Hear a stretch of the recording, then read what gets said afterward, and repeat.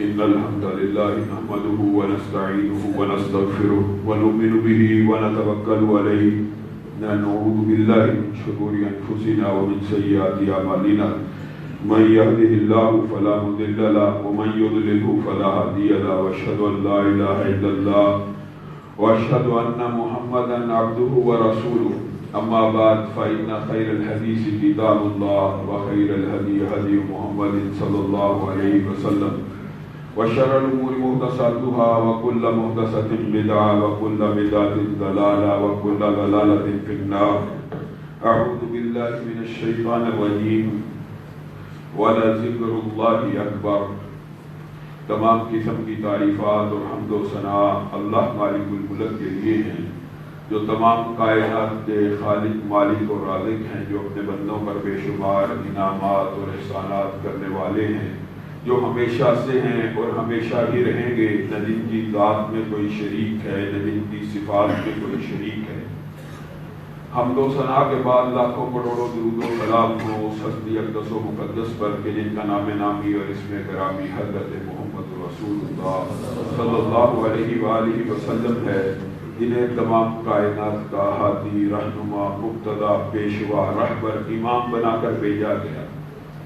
حمد و ثنا اور درود و سلام کے بعد لاکھوں رحمتیں ہوں آپ کے صحابہ پر، امت کے ادیبوں پر، امت کے شہیدوں پر کہ جن کی وجہ سے اسلام ٹھیک اور مکمل حالت میں ہم تک پہنچا۔ معزز سامعین گرامی قدر، رمضان کا مہینہ جہاں سے جہنم کی جہاں ہمیں درس دیتا ہے کہ ہم نے جہنم سے آزاد ہونا ہے۔ نعوذ باللہ، اگر کسی کی قسمت میں جہنمی ہونا لکھا ہے، رمضان سے پہلے پہلے توبہ کرے، ایسے اعمال کرے کہ اس کا نام جہنمیوں کی فہرست سے نکال دیا جائے۔ ان اعمال میں سے اجر و ثواب کے ڈھیر اکٹھے کرنے کے حوالے سے ایک نہایت اہم عمل کی طرف آج آپ کی توجہ مبذول کروانی ہے۔ سنن ابن ماجہ کی حدیث ہے، حضرت ابو درداء روایت کرتے ہیں کہ نبی کریم صلی اللہ علیہ وسلم نے ارشاد فرمایا، الا انبئکم، کیا میں تمہیں خبر نہ دوں بہترین عمل کی جو اللہ رب العزت کے ہاں بہت ہی پاکیزہ ہے، تمہارے درجات کو بہت زیادہ بلند کرنے والا ہے۔ نوٹ کرتے جائیے کتنی فضیلتیں اس ایک روایت میں، درجات کو بلند کرنے والا ہے، پاکیزہ عمل ہے۔ اس چیز سے بہتر ہے کہ تم سونے اور چاندی کے پہاڑ اللہ رب العزت کی راہ میں خرچ کرو، اسی پر بس ہے نہیں، اس سے بھی بہتر ہے کہ تم کافروں کی گردنوں کو کاٹو۔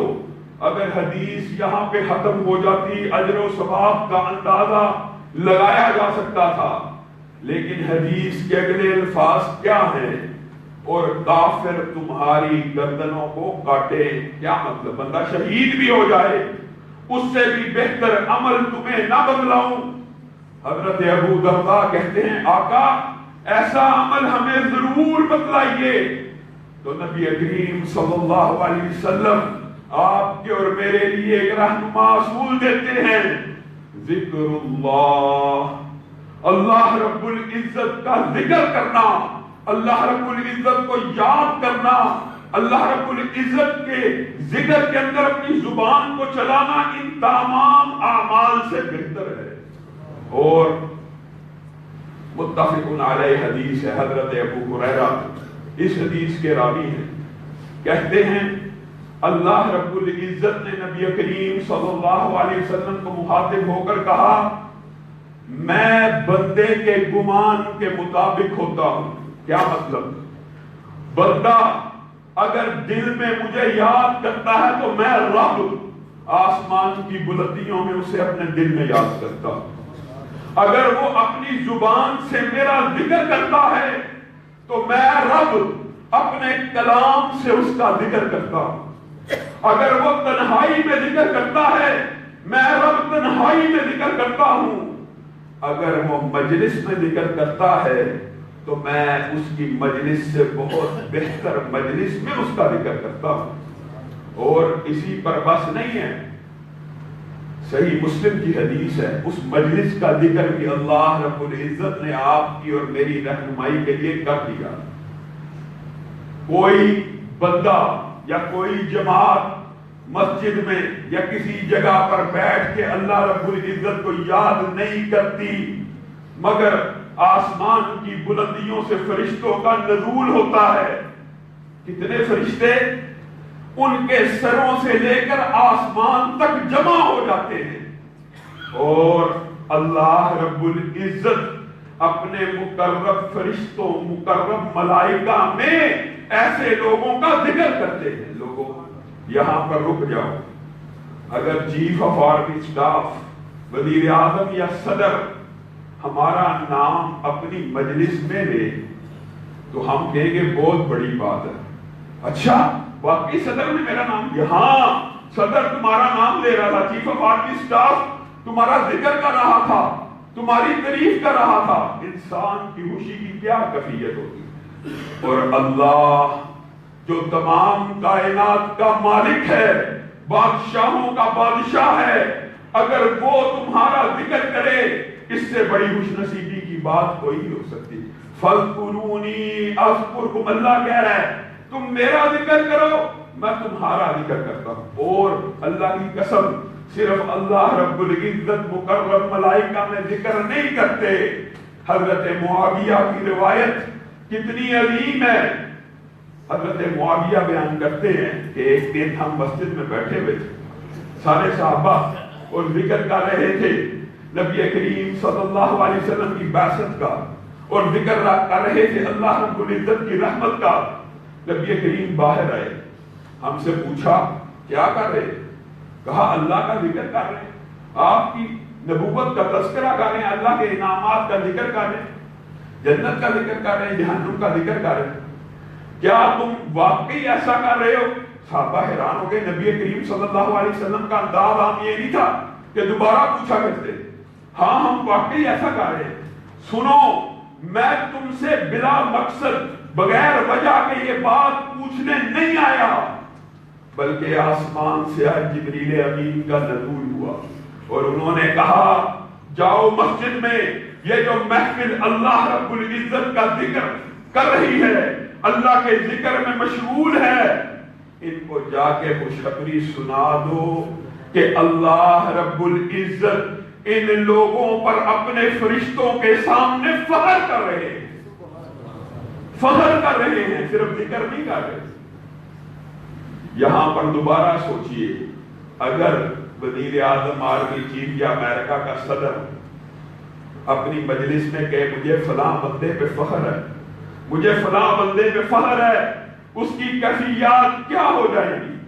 اور اللہ کی قسم ذکر ایسی عبادت ہے، مسند یا اللہ کی حدیث بخاری شریف کی شرائط کے اوپر آپ نے اور میں نے اس ماہ کے اندر اپنے آپ کو تیار کرنا ہے نیکیوں کے ڈھیر اکٹھے کرنے کے لیے، جنت میں جانے کے لیے، جہنم سے بچنے کے لیے، اور مسند یعلا کے ساتھ مختلف روایات کو ملا دیا جائے تو بات کیا بنتی ہے؟ جو بندہ صدق کے دل سے 3 مرتبہ کہے اللہ رب العزت مجھے جنت میں داخل فرما دے، تو جنت اللہ کے سامنے سفارش کرتی ہے اللہ یہ مجھ میں آنے کا متمنی ہے، اسے جنت میں داخل کر دے۔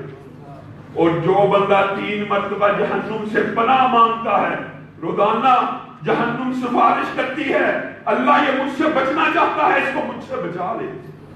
ہم سب بھی یہاں پہ دعا کرتے ہیں اللہ رب العزت ہم سب کو جنت الفردوس میں جگہ دے، ہم سب کو جہنم سے محفوظ فرما۔ اللہ بہت بلند ہے، اللہ اکبر ہے، سبحان اللہ۔ اور یہ جو جہنم سے پناہ مانگی گئی اور جنت میں داخلے کی دعا کی گئی، اللہ کو بڑا کہا گیا، صحیح حدیث ہے، حدیث کی تقریباً تمام کتب کے اندر موجود ہے۔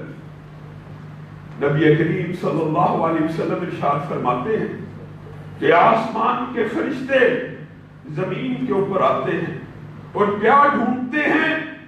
اللہ کا کون سا بندہ اللہ سے جنت طلب کر رہا ہے، اللہ کا کون سا بندہ جہنم سے آزادی چاہ رہا ہے، وہ کون سی مجلس ہے جس میں اللہ کی بڑائی بیان ہو رہی ہے، اللہ کی ثنا بیان ہو رہی ہے۔ اس مجلس کو آسمان کے مقرب فرشتے ڈھونڈتے ہیں اور جب اس مجلس میں آتے ہیں اللہ رب العزت ان سے خطاب فرماتا ہے اور کہتا ہے میرے بندے کیا مانگ رہے ہیں، اور اللہ تو جانتا ہے کہ بندے کیا مانگ رہے ہیں۔ صرف فرشتوں کو، آپ کو اور مجھے، میری اور آپ کی رہنمائی کرنے کے لیے ایک اصول اللہ سمجھا رہے ہیں۔ اللہ بندے تو جنت مانگ رہے ہیں، جنت دیکھی ہے؟ نہیں دیکھی، اگر دیکھی ہوتی تو پھر اور ہرس کرتے، کیا کس چیز سے پناہ مانگتے؟ اللہ جانتا ہے، لیکن فرشتوں سے پوچھ رہا ہے جہنم سے پناہ چاہتے ہیں؟ کیا انہوں نے جہنم کو دیکھا ہے؟ نہیں، اگر جہنم کو دیکھا ہوتا تو پھر اور زیادہ ڈرتے، اور زیادہ عبادات کرتے، اور زیادہ پناہ مانگتے۔ اچھا اور کیا کر رہے ہیں؟ اللہ تیری بڑائی بیان کر رہے ہیں، تیری بڑائی بیان کر رہے ہیں۔ اللہ کہتا مجھے دیکھا ہے؟ نہیں، اللہ اگر تجھے دیکھ لیتے تو کبھی سجدے سے سر بھی نہ اٹھاتے، اتنی تیری بڑائی کو بیان کر رہے ہیں۔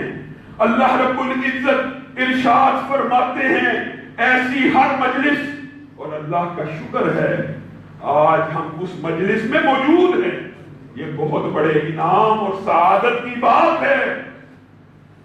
کتنی عظیم خوشخبری ہے اللہ کی ذکر کی مجلس میں جس میں صرف یہ 3-4 کام ہو رہے ہیں۔ اللہ کہتا ہے جاؤ میرے فرشتوں، اللہ کو گواہ بنانے کی ضرورت کوئی نہیں، اللہ اپنے قول میں سچا ہے، اللہ اپنے وعدے میں سیدھا اور سچا ہے، لیکن اللہ فرشتوں کو گواہ بنا رہا ہے۔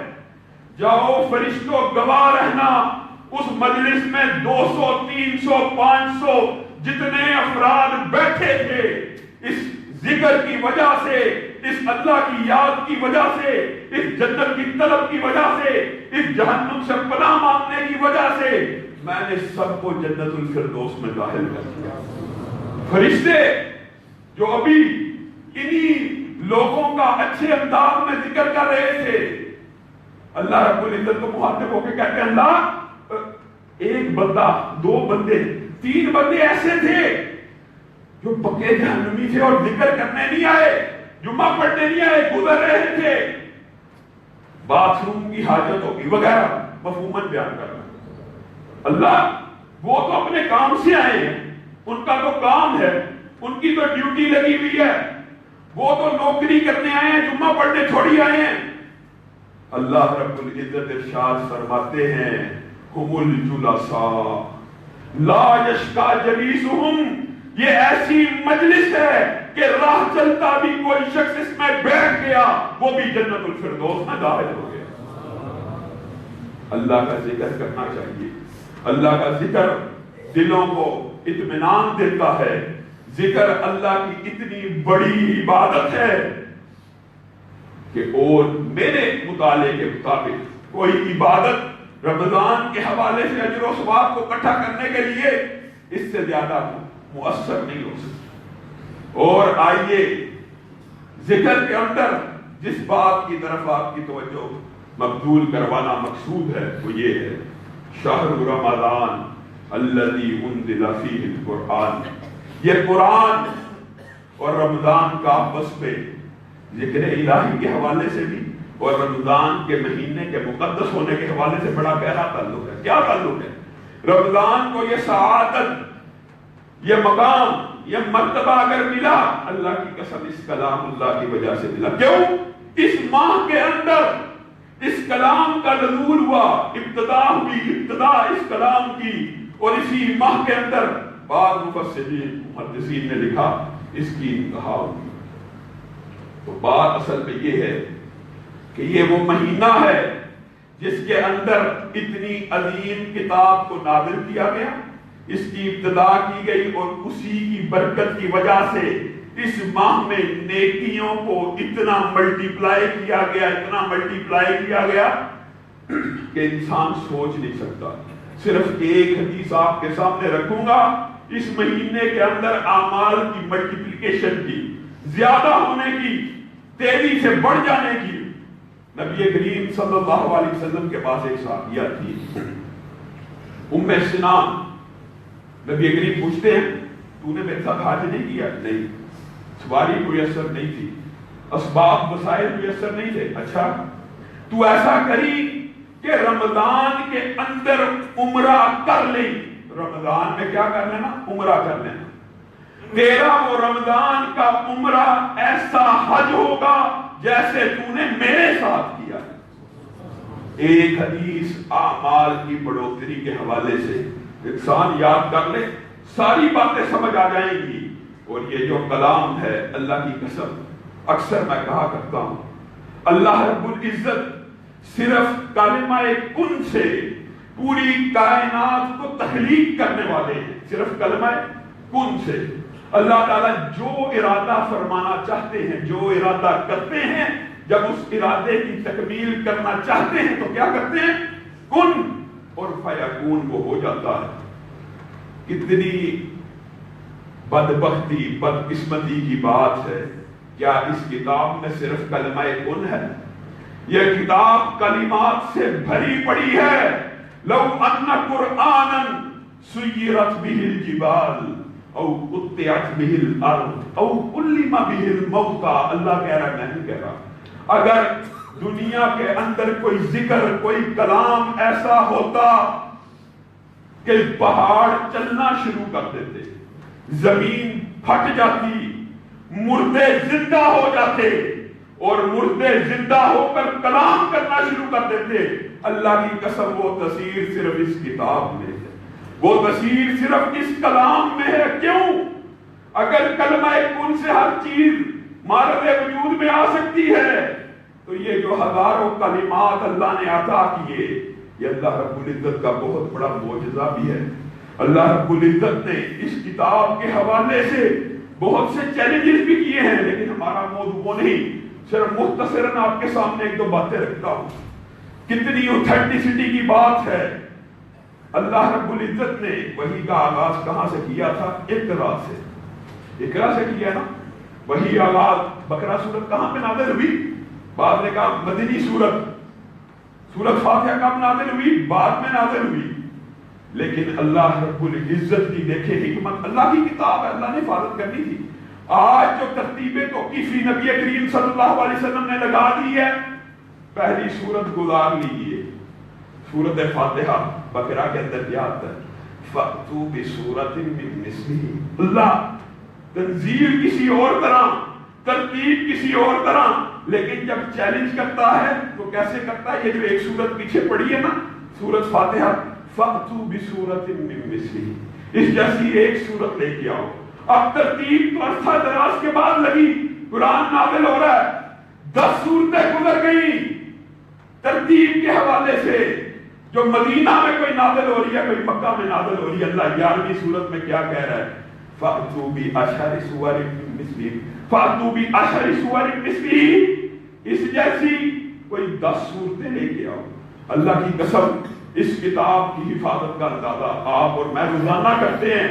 کس طرح قاری مصلے پہ کھڑا ہو جائے، زیر زبر کی مسٹیک کرنے کی جرات کرے، پیچھے سے 10 آفت 20 آفت کیا لقمہ دے دیتے ہیں، تو نے غلط پڑھا۔ اللہ رب العزت کے کلام میں زیر زبر کی غلطی اللہ کو برداشت نہیں ہے۔ ذالک الکتاب لا ریب فیہ، اس کتاب میں کوئی شک نہیں، اور اس کی حفاظت اللہ رب العزت نے وہ بھی طریقہ بتلایا ہے۔ بعض لوگ سمجھتے ہیں کہ اس کی حفاظت شاید کی کتابی شکل میں ہو رہی ہے۔ اللہ رب العزت نے ایک ایسی کتاب نازل کی، قرآن پاک سلسلہ وار نازل ہوا، آہستہ آہستہ، ترتیب در ترتیب، 2 جلدوں کے اندر قرآن نازل نہیں ہوا۔ لیکن اللہ رب العزت اس وقت اس کو قرآن کہہ رہے ہیں جب مکہ کے اندر 30-40 لوگ ہیں جنہوں نے اسلام قبول کیا، اور قرآن کہا جا رہا ہے کہ سب سے زیادہ پڑھی جانے والی کتاب۔ مکہ کے لوگ بھی ہنستے تھے کہ ابھی 30-40 مسلمان نہیں ہوئے اور قرآن اس کا نام رکھ دیا۔ اور اللہ رب العزت نے جب یہ آیت نازل کی، ہم ہی اس کی حفاظت کریں گے، اِنَّا نَحْنُ نَزَّلْنَا الذِّکْرَ، ہم نے اس کو نازل کیا، ہم اس کی حفاظت کرنے والے ہیں۔ اللہ رب العزت آپ اس کی حفاظت کے لیے کیا کلیہ بنانے والے ہیں؟ تورات بھی نازل کی، انجیل بھی نازل کی، وہ کیوں محفوظ نہ ہوئی؟ وہ بھی تو آپ ہی کی کتاب تھی۔ ہاں یاد رکھیے کلیہ، انجیل نازل ہوئی، اس کی حفاظت ان کے علماء کے ذمہ تھی۔ تورات نازل ہوئی، اس کی حفاظت ان کے علماء کے ذمہ تھی۔ انجیل اور تورات کے لیے تختوں کو چنا گیا، پتھر کی سلوں کو چنا گیا، چمڑے کی جلدوں کو چنا گیا، درختوں کی چھالوں کو چنا گیا۔ لیکن جب اس کلام حمید کی باری آئی، اللہ رب العزت نے ارشاد فرمایا، بل ہوا آیات بینات فی صدور الذین اوتوا العلم، قیامت تک یہ کتاب زندہ دھڑکتے ہوئے دلوں میں محفوظ ہو جائے گی۔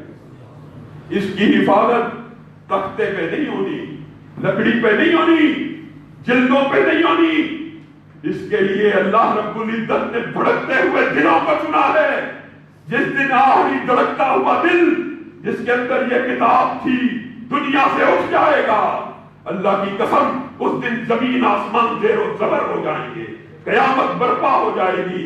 یہ اللہ کا مومنوں کے ساتھ کتنا عظیم وعدہ ہے۔ چیلنج کر سکتے ہیں آپ کسی کو، جائیے دنیا کی کوئی لغت اٹھائیے، 1400 سال تو بڑی دور کی بات، 100-200 سال قبل کا جائزہ لے لیجیے اپنی اردو کا۔ 200 سال قبل جو الفاظ ہیں آج وجود میں نہیں، فارسی کا 200 سال قبل جو الفاظ ہیں آج دنیا میں ایگزسٹ ہی نہیں کرتے۔ انگلش کھولو، ویسے طالب علموں کو زیادہ مشکل لگتی ہے نہیں، اور اگر 200 سال پرانی انگلش دیکھو، اس کا آج کی انگلش کے ساتھ کوئی کمپیریزن ہی نہیں۔ جن زبانوں میں اللہ نے کتابیں نازل کی، وہ زبانیں دنیا سے اٹھ گئی۔ یہ اتنی عظیم کتاب ہے، اس کا ایک ایک لفظ نہ کتاب میں زندہ ہے بلکہ آج بھی عربی لغت کے اندر زندہ ہے۔ آج بھی ایک ایک لفظ عربی لغت والے استعمال کرتے ہیں۔ یہ کتاب ہم اور آپ اس سے غافل ہیں. اللہ کی قسم، اللہ رب العزت کے جو کلمات ہیں، اللہ رب العزت کے کلمات کی تفسیر اللہ آپ کو اور مجھے سمجھانا چاہتا ہے. کس طرح اعوذ بکلمۃ اللہ التامات من شر ما خلق. کتنی عظیم حدیث ہے جس نے صرف 3 مرتبہ کہا اعوذ بکلمہ، یعنی اللہ کی کلمات کی پناہ میں جو آ گیا 3 مرتبہ کہہ دیا، اس کو دنیا کی کوئی مخلوق نقصان نہیں پہنچا سکتی جب تک وہ اس جگہ پہ موجود ہے. اور یہ اللہ رب العزت کا کلام نہیں ہے. لو کان البحر مدادا لکلمات ربی. اللہ رب العزت کا کلام اتنا عظیم ہے، اللہ رب العزت خود اتنے کریم ہے، اللہ کی مسلمان امت کے اوپر یہ اتنی بڑی عنایت اور فضل ہے. اللہ آپ کو اور مجھے سمجھانے کے لیے کہہ رہے ہیں لو کان البحر مدادا لکلمات ربی. اگر سارے سمندر سیاہی بن جائے، ساری دنیا کے درخت قلم بن جائے، لو کان البحر مدادا لکلمات ربی لنفد البحر قبل ان تنفد کلمات. تمام کے تمام سمندروں کی سیاہی ختم ہو جائے گی، قلم گھس جائیں گے لکھتے لکھتے، اللہ رب العزت کے کلمات کا احاطہ نہیں کر سکتے. اور ان کلمات میں سے سب سے معزز کلام اللہ رب العزت نے آپ کو اور مجھے عنایت کر دیا. ایک صحیح حدیث آپ کے سامنے رکھتا ہوں. آج ہم اس کلام سے کتنا غافل ہیں. زمین و آسمان کی تخلیق سے قبل 2000 سال زمین و آسمان کی تخلیق. اب اس 2000 سال کا محدثین نے لکھا نہ سورج تھا نہ چاند تھا، وقت کا اندازہ نہیں کر سکتا. 2000 سال قبل اللہ رب العزت اپنے عرش پہ اس قرآن کی 2 سورتوں، سورۃ طٰہٰ کا اور ایک سورت اور کی تلاوت فرما رہے ہیں. 2000 سال قبل زمین و آسمان کی تخلیق سے فرشتے کلام سنتے ہیں، حیرت میں مبتلا ہو جاتے ہیں. اور بات کیا کہتے ہیں جو ہمارے اور آپ کے متعلق ہے. کتنی خوش قسمت وہ امت ہوگی جس کے اوپر یہ کلام نازل ہوگا. کتنی خوش قسمت وہ زبانیں ہوں گی جو اس میں رطب اللسان ہوں گی. کتنے خوش قسمت وہ دل ہوں گے جو اس کو پڑھ کے اطمینان محسوس کریں گے. آج اللہ کی قسم خوش قسمتی کی کوئی بات نظر ہی نہیں آتی. فرشتے جس امت کو خوش نصیب مان رہے ہیں، آج امت ساری کی ساری اس کے ترجمے سے آگاہ نہیں. ہم عربی نہیں جانتے. رمضان آ چکا ہے، ہمارا کام کیا تھا؟ آج رمضان آیا، کم از کم رمضان کے اندر 1 ماہ کے اندر کم از کم 1 مرتبہ ترجمے کے ساتھ فاتحہ سے لے کے ناس تک پڑھیں تو صحیح. اللہ رب العزت آپ سے اور مجھ سے کہنا کیا چاہتے ہیں جتنے بیٹھے ہیں، کہنے والا اور سب سننے والے؟ کیا ہماری یہ روٹین ہے؟ ہم میں سے کتنے لوگ ہیں جنہوں نے سورۃ فاتحہ سے لے کے ناس تک پورا کا پورا قرآن با ترجمہ پڑھا ہو اور اس کے مفہوم کو جانا ہو؟ اور افسوس اور دکھ کی بات، قرآن کی آیات کے اجر و ثواب کے حوالے سے بڑا لمبا موضوع ہے، لیکن میں بات یہ کرنا چاہتا ہوں. ہمارے بعض بھائی ایسے ہیں، نعوذ باللہ، ان کو کہا جائے قرآن پڑھو، قرآن کا ترجمہ سیکھو. جو بندہ آتا ہے ہمارے پاس ہم یہی دعوت دیتے ہیں. دین صرف قرآن اور حدیث کا نام ہے. قرآن اور حدیث کو پڑھو، قرآن کا ترجمہ پڑھو. نعوذ باللہ کیسی کیسی باتیں کرتے. یہ قرآن نہ پڑھنا، قرآن نہ پڑھنا. قرآن پڑھنے کے لیے 14 علوم چاہیے. ہدی للناس، اللہ کہہ رہا ہے یہ لوگوں کی ہدایت کی کتاب ہے. اور تم کہتے ہو 14 علوم پڑھے بغیر تم نے ترجمہ کیا، گمراہ ہو جاؤ گے. نعوذ باللہ. اللہ کہہ رہا ہے ہدایت کی کتاب ہے، تم کہہ رہے ہو گمراہ ہو جاؤ گے. یاد رکھیے قرآن ہر اس شخص کے لیے ہدایت کی کتاب ہے جو اس نیت سے کھولے کہ اللہ تیرا کلام پڑھنے لگا ہوں، مجھے فہم نصیب فرما، مجھے شعور نصیب فرما. اللہ کبھی اپنے کلام سے اس طرح کے بندے کو گمراہ نہیں کرتا. اور جو آیت پیش کی جاتی ہے دلیل کے طور پہ، یضل بہ کثیرا و یہدی بہ کثیرا، اللہ خود اس کی گمراہی کے اوپر مہر تصدیق ثبت کر رہے ہیں. اس کتاب سے کون گمراہ ہوگا؟ اللہ کہہ رہا ہے کون گمراہ ہوگا؟ الا الفاسقین. جو اس نیت سے کھولے میں نے فلاں مسلک کو رد کرنا ہے، ذرا آیتیں ڈھونڈ لوں، پورا قرآن نہیں پڑھا، اس نیت سے کھول رہا ہے، گناہ گار ہے، ہدایت کی نیت کوئی نہیں، عمل کرنے کا ارادہ کوئی نہیں، صرف دلیل تلاش کر رہا ہے. نماز اس نے نہیں پڑھنی، روزہ اس نے نہیں رکھنا، قرآن کی آیت کی من مانی طویل کرنی ہے، وہ تو گمراہ ہو سکتا ہے. لیکن اللہ کی قسم ہدایت کا متمنی ہو، ہدایت کا متلاشی ہو تو یہ کتاب ہدی للناس ہے. اللہ کہہ رہا، میں نہیں کہہ رہا. یہ لوگوں کی ہدایت کے لیے آئی ہے، لوگوں کو گمراہ کرنے کے لیے نہیں ہے. اس کا ایک لفظ، ایک حرف 10 نیکیاں دیتا ہے. بعض لوگوں کا یہ بھی کنسپٹ ہے کہ صرف فہم کے ساتھ پڑھنا ثواب ہے، اگر سمجھ نہیں آتی ثواب ہی نہیں، یعنی پڑھو ہی نہ. رمضان میں بھی لگے ہوئے ہیں لوگوں کو قرآن پڑھنے ہے روکنے. اور یار کوئی بندہ ویسے پڑھ رہے ہیں تو یار ترجمے کے ساتھ پڑھنا چاہیے، ورنہ کیا. یاد رکھو نبی کریم صلی اللہ علیہ وسلم نے ارشاد فرمایا الف لام میم ایک حرف نہیں ہے بلکہ کتنے حرف ہیں؟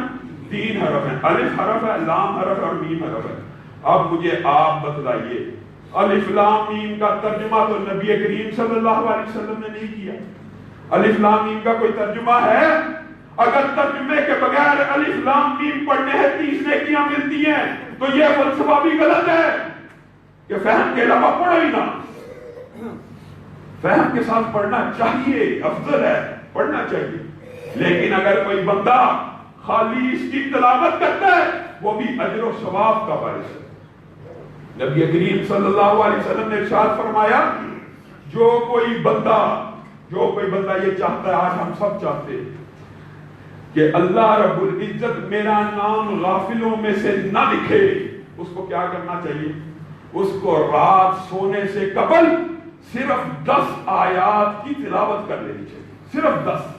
اور اللہ کے فضل و کرم سے مسلمانوں میں سے اکثر لوگ وہ وعدتین، چاروں کل اور آیات کی تلاوت کرتے ہیں. 10 آیات کی تلاوت کم از کم تقریباً. اللہ کا شکر، اللہ کا فضل ہے. اور جو نہیں کرتا اس کو اپنے گریبان میں جھانکنا چاہیے، کیونکہ نبی کریم صلی اللہ علیہ وسلم کی حدیث کے مطابق وہ بندہ غافل ہو چکا ہے، اس کا شمار غافلوں میں لکھ دیا ہے. اور اللہ رب العزت جب کسی بندے کا شمار غافلوں میں کر دیتا ہے پھر اس کی طرف نظر کرم نہیں کرتا، پھر اللہ بھول جاتا ہے یہ کون ہے، اس کو غافل لکھ دیا جاتا ہے. آگے آئیے، جو 100 آیات رات سونے سے قبل تلاوت کرتا ہے اس کے لیے اللہ رب العزت کی طرف سے بہت بڑا اجر و ثواب ہے. آگے آئیے، جو 1000 آیات قیام کے اندر اس قرآن کی تلاوت فرماتا ہے، اتنا بڑا اجر و ثواب ہے. نبی کریم صلی اللہ علیہ وسلم نے ارشاد فرمایا اسے دنیا اور آخرت کے خزانوں کا مالک لکھ دیا جاتا ہے، اور ان خزانوں میں سے چھوٹا خزانہ اتنا قیمتی ہے زمین و آسمان کی دولت جمع کر دی جائے اس خزانے کا ایک حصہ بھی حاصل نہیں کر سکتا. اور 1000 آیات سننے میں بہت زیادہ ہیں، لیکن آپ کی اور میری ٹریننگ ہونی چاہیے. کیا ہم ایک ہفتے میں 1 دن، 1 ماہ میں 1 دن اس امر کے لیے خاص کر دیں کہ آج کی رات قیام کے اندر 1000 آیات کی تلاوت کرنی ہے. بہت آسان ہے. 29واں پارہ سورہ ملک سے لے کے سورہ ناس تک 1000 سے زیادہ آیات بن جاتی. کتنی بڑی آسانی کی بات ہے. صرف 2 پارے اگر قیام کے اندر انسان 1 ماہ میں بھی پڑھ لے، رمضان کا مہینہ ہر روز پڑھنا چاہیے، لیکن اپنی اصلاح، اپنی ٹریننگ، تربیت کے لیے اللہ رب العزت اتنے بڑے خزانوں کا مالک لکھ دے گا کہ زمین و آسمان کے خزانے اس کی مالیت کو ادا نہیں کر سکتے. اور یاد رکھیے محدثین مفسرین نے یہ جو حدیثیت کی نا، لکھ دے گا، لکھ دیا، کر دیا، اس کے بارے میں ایک بہت عمدہ کلیہ بیان کیا ہے. کیا؟ اللہ رب العزت کریم ہے، اللہ رب العزت رحیم ہے، اللہ رب العزت بزرگ ہیں. جب ایک مرتبہ کسی کو چیز عنایت کر دیتے ہیں کبھی اس سے واپس نہیں لیتے. کتنی بڑی خوشخبری کی بات ہے. 1000 آیات پڑھی، خزانوں کا مالک لکھ دیا گیا. اب اللہ رب العزت کی رحمت اس قدر ہے کہ اللہ کبھی اس خزانے کو واپس نہیں دے. اللہ کریم ہے، اللہ رب العزت مہمان نواز ہے. ایسا نہیں ہوتا کہ کوئی چیز عطا کرے اور پھر بلا وجہ اس کو واپس لے لے.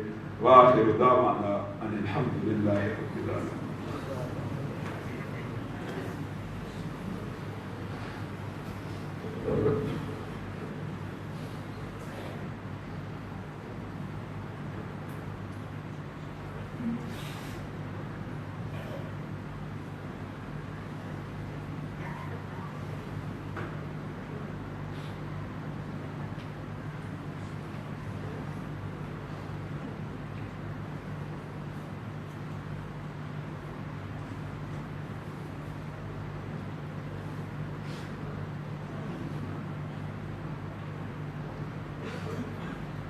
إن الحمد لله نحمده ونستعينه ونستغفره ونؤمن به ونتوكل عليه ونعوذ بالله من شرور أنفسنا ومن سيئات أعمالنا من يهده الله فلا مضل له ومن يضلل فلا هادي له وأشهد أن لا إله إلا الله وأشهد أن محمدا عبده ورسوله.